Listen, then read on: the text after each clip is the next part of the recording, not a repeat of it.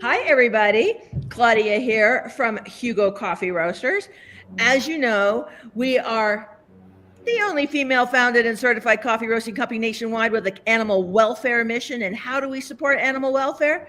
We do these fundraisers every week. We do a fundraiser with a particular rescue nationwide, whereby we donate $2.50 for every item sold during the course of a week-long online fundraiser. Now, the fundraiser for the fundraisers begin Monday morning and end Sunday at midnight. And like I said, $2.50 for every item sold, not order item. And today we're with the lovely Talise and Mandy from Rescue Rovers, which has been nominated a million times. So they have lots of fans. So yay, Rescue Rovers. Hi, Talise and Mandy. Hello. Thank you so much for having us. We are so excited.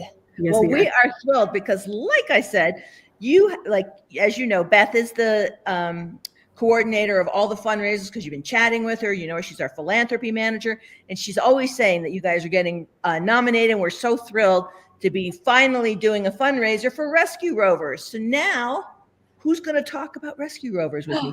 Talise, tell us all about Rescue Rovers. How long have you been around? What is your mission? Blah, blah, blah. You know the drill. Go.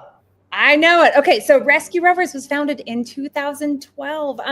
We started off by just wanting really to save dogs from high kill shelters. And so we really started by putting multiple rescue groups together and trying to kind of empty out a shelter and take as many dogs as we possibly could in the beginning.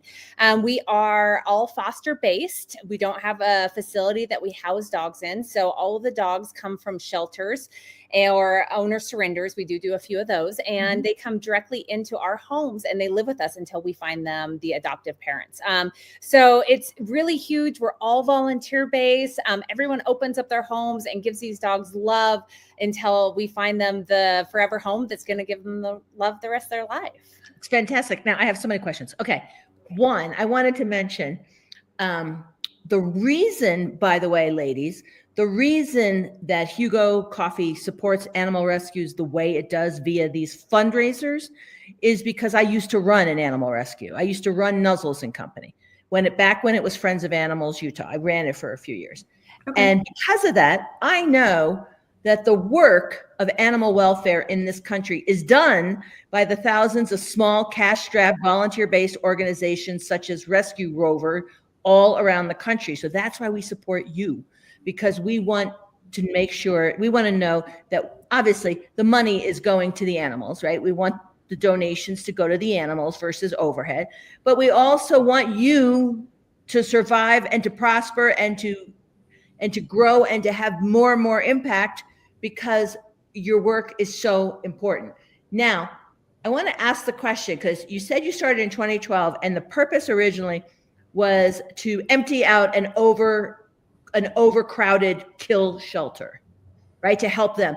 Yes. And did you pick a shelter? How did you know? How were you alerted to the fact that, like, you know, West Valley City is overcrowded? Did you just, how are you alerted to that? And then would you just focus on West Valley City for a bit?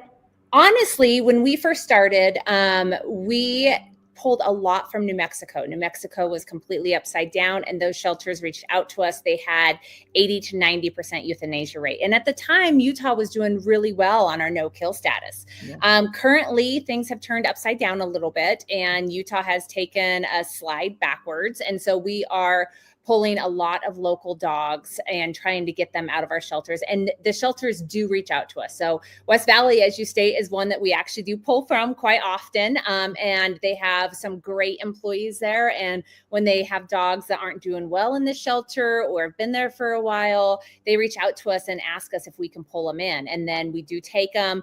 As I stated earlier, we do put them into our homes and they live in our home and get the love that our personal dogs get until we can find them adopters. That's fantastic. What's the connection with New Mexico at the beginning? Did somebody come from New Mexico, or were you just aware of this need in an adjacent state?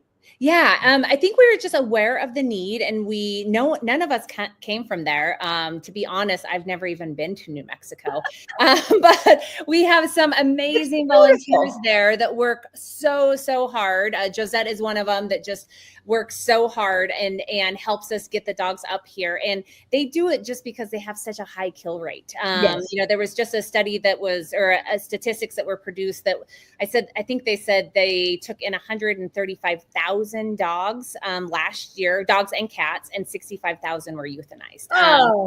Utah, as I stated, is like, we're doing great, but we did take a slide back, and I think we had 2,100 that were euthanized last year. So I do feel like we can do better. And so that's why, we're pulling a bunch from local shelters. We're trying to get that no-kill status back up, and we're doing really good. Our fosters are rallying and taking dogs in and loving them until we find them the place that they're going to spend their life.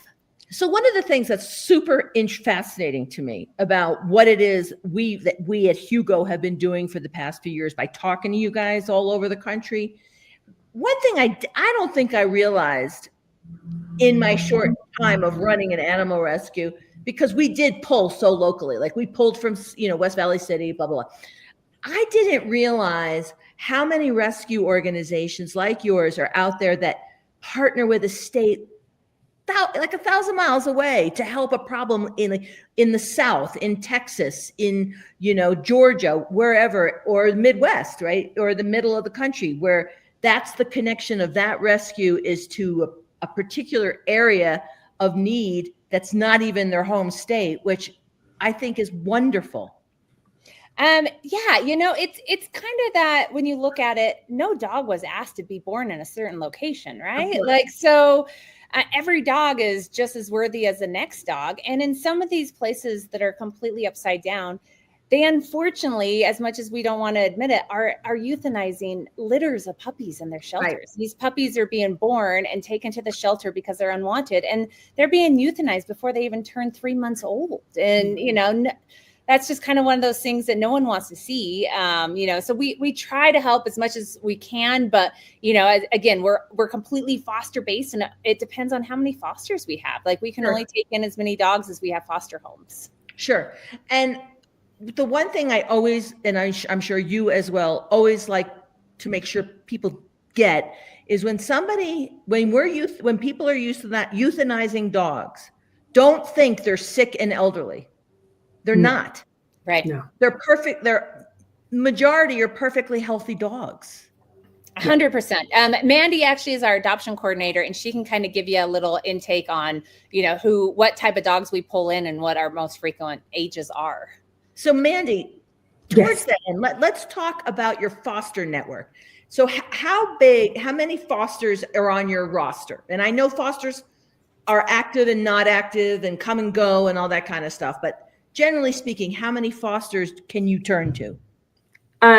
Total in our foster forum, Talise weigh on this too, but I want to say we're around 150 to 200 fosters in our forum. Active foster homes, I think we're probably more like 80. Does that sound right to you?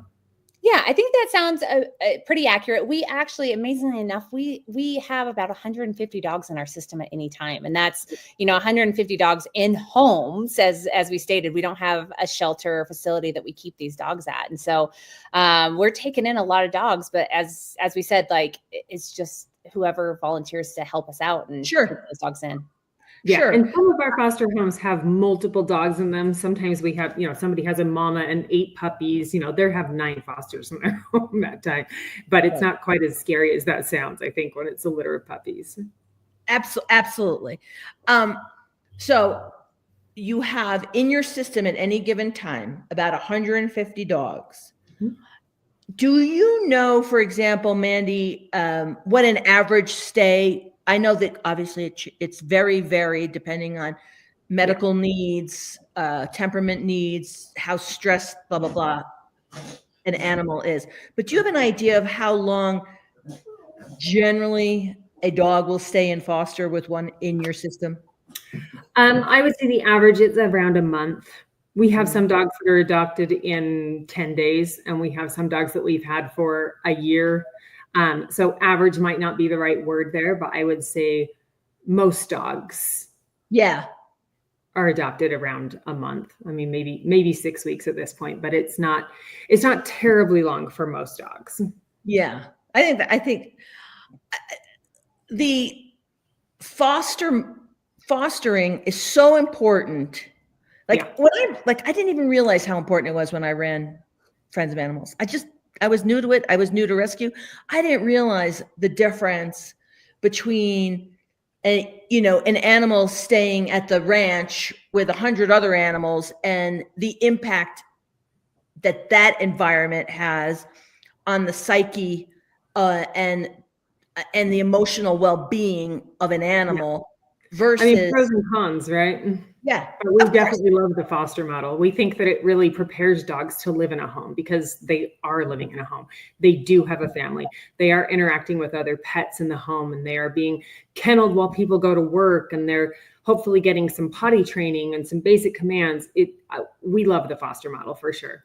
Absolutely. And we had a combo model. We had both. We had foster system as well as the brick and mortar place as well. But, the stress of animals in the shelter environment is tremendous. And the one thing about the fostering is I bet you have a much lower return rate from your adoptees, your adopters. Probably. I don't know what the comparison is to a shelter model. I don't know what the shelter model return rate is. Ours is probably around 12%, which is pretty low, I think, but we do approximately 100 adoptions a month. So it's sometimes hard to keep up with that 12% that are coming back. The hard thing is too, that returns a lot of the time are not dogs that were adopted last week or last month. They're dogs that were adopted last year or 5 years ago. So those ones are hard because they've been away from us for so long. And would that be, in that kind of instance, when it's a year plus, would that be more like an owner surrender versus a return? I mean, it is more like an owner surrender, but we consider it, obviously, we separate those two things because once we've committed to a dog, we want to be able to take them back. We want to be able to commit to them for life. So that's the main difference. And I just want to be clear that no shade being thrown at the families, people shit happens in people's lives. Yeah. And, all kinds of stuff, financial, health. It's not about the dog. It's about circumstance. It's almost always about the people. Yeah. Yeah. And that's the great thing about a rescue, right? Is that we do back those dogs up and we don't have judgment. So if the people do need to return the dogs later in life, we, 100% take them in. We do just have to be careful because we have, other dogs, kids in our home. So we have to still make sure that, they're good with all of those, kids, dogs, other things like that. But, it's kind of just give us a lowdown on the dog and then we're happy to take it back. So. And the one thing that is extraordinary to me, it just is, because I'm a foster, failed 2 times over. But what fosters do is extraordinary. What they do is extraordinary. They take an animal in, they love the animal. Most fosters want the animal, but they can't because that's not their job, is to prepare the animal to find their forever home and live out their natural life. And if they kept them all, then many would not get an opportunity. We have a lot of people that tell us that all the time, right? Like, oh, I could never foster because I wouldn't be able to give it up. But people in rescue, our response is like, it's a lot easier to maybe shed a tear or two because they're going to an amazing home than see that dog's died in the shelter. So I also tell our fosters when they join us that don't adopt your first dog because the first dog you have is an emotional dog, and that's where we get a lot of our foster fails. And then after you've adopted a dog or 2 out, it gets a little bit easier. And then you make friends too. Like I still have friends from 10 plus years ago of people that have adopted my dogs that stay in contact with me. And I still know that the dogs are doing amazing and they're in great homes. And that's what keeps us going. And that's what fulfills our heart. That's awesome. Now, the world is obsessed with Tiki right now, right? Yes. You told me about Tiki.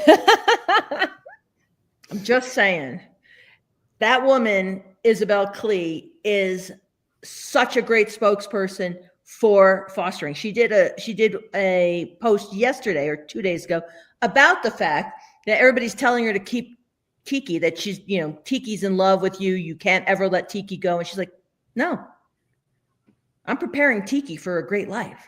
Right. Yeah. And he's going to have a great life with his forever family. Because if she kept Tiki, then she may not be able to take the next dog. She wouldn't be able to get the next Poutine. Exactly. And we love Poutine.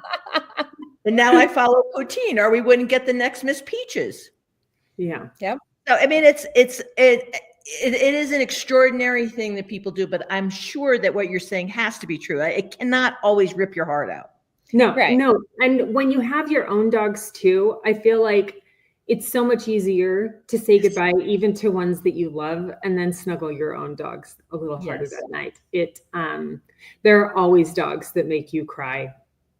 Yes. There are always dogs that you're happy to say goodbye to. Not every dog is the right fit for your home, which is why our model works the way it does, which is why we do these meet and greets and we really examine these applications and we try to match people to the right dog, because there's a family for every dog, but not every dog is going to fit in every family. So Right. So just because somebody might want a dog, yes, doesn't mean they're going to get the dog, because Yeah, it might we not do be it a a lot. great fit temperamentally, or the home situation, or other animals, or whatever.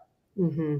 And I love that you take that. I mean, so many in what you do, so many people in your world, particularly in the shelter kind of environment versus the rescue environment. It's just like somebody comes in and wants to adopt, you go, okay, here you go, here Right. you go, here you go, because you're trying to move animals to avoid euthanasia. But the care that you at Rescue Rovers take to match the adopter with the animal is fantastic. We try. I love your model. We try really hard. I know. And I love everything you do. So now let's talk about, ladies, I could talk to you all day because I'm at 17 minutes already. But let's talk about the fundraiser. So as I said, the fundraiser is that we donate $2.50 for every item sold. So you get a fan who loves coffee. And by the way, before we talk any further about the fundraiser, we're going to talk about the coffee. We love the Amazing. coffee. Coffee is damn good. It's really good coffee. I mean, we are a great coffee. We have great coffee and a great mission. We don't rely just on one or the other. We have two great things happening right now. Great coffee that support animals. Now, so we donate $2.50 for every item sold. And we have non-coffee items. If somebody doesn't drink coffee, we have swag, we have mugs, we have toys, we have dog bowls, we have things. But if someone gets, for example, a 3-pack, that's 3 times $2.50. So that's $7.50 donation for that one order. A 6-pack, ditto. Now, and Beth is going to give you, when this is over, she's going to give you a shortened URL to give out to your fans, because once they taste the coffee, they're going to love the coffee and they're going to want to subscribe to the coffee. And then every time their subscription goes through, you get a donation. Oh, cool. That's awesome. I know. And who doesn't love coffee? I mean, I drink coffee until 4. She does all day long. I'm more like 1 cup in the morning, but honestly, so am I. I'm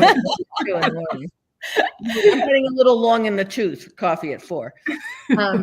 But anyway, so the fundraiser, like I said, is a week long, and we're Thursday, so we have 3.5 more days left of our fundraiser. So we got to get the word out to get people to buy, get the buzz going, buy. And then I want to write you a big old check on Monday. We want that now, too. The big question for either of you, you can wrestle each other. What kind of impact would like a $500 donation have? That would be huge. Like, I mean, because we provide medical on all of our dogs that come in. Oftentimes, we have a dog right now that is needing a double TPLO. So basically, he blew out both of his knees. And so that dog's going to be about $5,000. Oh, good God. That's going to be on our medical until we adopt him out for $300. So like that $500 would be so huge. That fixes a lot of dogs for us, covers a lot of medical expenses. And so like that would be so appreciative. Wonderful. All right. So I'm going to say goodbye and say have a wonderful weekend and sell so I can write you a big old check on Monday. And That's drink right, some coffee. And drink coffee. Drink coffee to save dogs, damn it. We love it. Thank you, Claudia. We really appreciate it. Yes, thank you so much. Thank you so much for everything you do. Bye.